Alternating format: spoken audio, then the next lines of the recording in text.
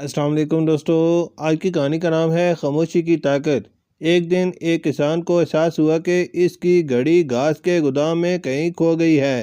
مالی لحاظ سے وہ گھڑی زیادہ قیمتی نہیں تھی، مگر اس کے لیے بے حد انمول تھی، کیونکہ وہ اسے کسی بہت پیارے شخص کی طرف سے تحفے میں ملی تھی۔ اس نے ہر ممکن جگہ تلاش کی، گھاس کے ڈھیروں کو الٹا، گودام کے فرش پر جھکا اور رینگتا رہا، لیکن گھنٹوں کی محنت کے باوجود اسے کچھ نہ ملا۔ آخرکار تھک کر اس نے ہار مان لی۔ اتنے میں اس کی نظر قریب کھیلتے ہوئے چند لڑکوں پر پڑی۔ اس نے ان سے مدد مانگی اور وعدہ کیا کہ جو گھڑی ڈھونڈ لے گا اسے انعام دیا جائے گا۔ بچے فوراً گودام میں گھس گئے اور ہر طرف گھاس کو الٹ پلٹ کر رکھ دیا، لیکن اتنی بھاگ دوڑ اور شور شرابے کے باوجود گھڑی نہ مل سکی۔ جب کسان بالکل مایوس ہونے ہی والا تھا، ایک چھوٹا لڑکا آہستگی سے اس کے پاس آیا اور کہا کہ اسے ایک اور موقع دیا جائے۔ کسان نے حیرت کے ساتھ مگر رضامندی سے اسے اجازت دے دی۔ چند ہی منٹ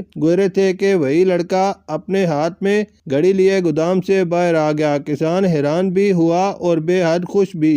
اس نے پوچھا کہ اس نے وہ کام کیسے کر دکھایا جو باقی سب نہ کر سکے۔ لڑکے نے مسکرا کر کہا، میں نے کوئی خاص کام نہیں کیا، میں بس خاموشی سے بیٹھ گیا اور سننے لگا۔